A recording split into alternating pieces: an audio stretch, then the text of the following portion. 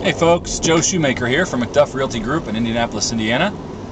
It's October the 30th, 2009, rainy day. It's perfect for Halloween weather and Day of the Dead and all that. I hope you've got good weekend plans made. Spend some time with friends and family and have a Reese's cup for me, will you? Just a quick thought today as I'm driving. I was having a conversation with some friends the other day, and they were talking about, some of my peers were talking about this tax credit. First-time homebuyer tax credit and so forth, and it's a new version of it's come out of the Senate to extend that, and the House is kicking some stuff around too, and I'm very hopeful that something comes out of Congress, that the President signs into law that extends some kind of homebuyer tax credit for a while longer. And the comment that one of my associates made was, I hope they don't forget that we have to pay for this back. You know, pay the $8,000 as an example. We got to pay it back, because if we're giving people a tax credit, his idea is that, well, that's revenues that might not otherwise be coming in. Well, here's my take on that. Some folks that are using this tax credit to buy houses would not, just very simply, would not be buying houses otherwise, and so that's a real estate deal that would not be happening. And so, to me, there are other revenues, other tax revenues that are created during the course of a real estate transaction. Let's just use this as an example. Johnny and Jane Doe are going to buy a little house because the tax credit's there. Otherwise, they were not going to buy a house. And let's just say they spend $200,000. Easy, just an easy number to think about.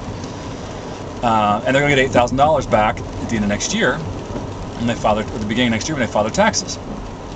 Some said, well, we got to pay back $8,000. It's $8,000 of revenue that we're not going to see.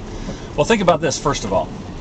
$200,000. There's a good chance that there was, somewhere between, $12,000 and $14,000 in commissions that were paid on the sale of that real estate, right? A good portion of that will be paid in income taxes. There was a variety of other services that happened around that real estate transaction. There was a loan origination. There was, points and things associated with the mortgage. So that mortgage lender saw income, a good portion of which they'll pay taxes on. You've got home inspectors who are earning income. You've got appraisers that are earning income. The people buy the house, they move in, they have to hire movers that are showing income. And all that income stream, all that revenue that happens around that real estate transaction, that, remember, was not going to happen otherwise. And there have been several 100,000 transactions we gauged this year that are directly as the result of this first-time homebuyer tax credit. There's a nice amount of money that's taxed that goes on around that real estate transaction. Not to mention the fact that our studies show that when someone buys a house for the first time, in that first year they spend somewhere approaching $15,000 on stuff.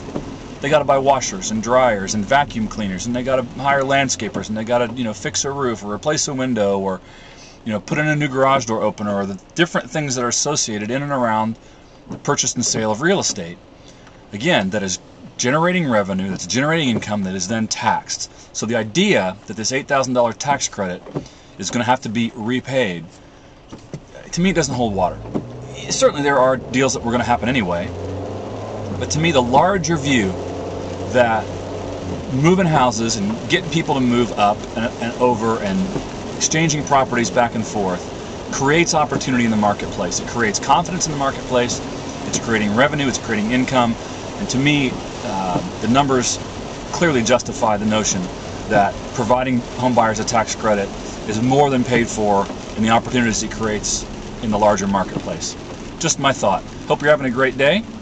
Have a great weekend. That's it. We'll talk to you soon. If you have questions, you want to chat, call me anytime. My number is 317-413-8501, or you can visit me online, MacDuffRealty.com. That's it for today. We'll see you soon.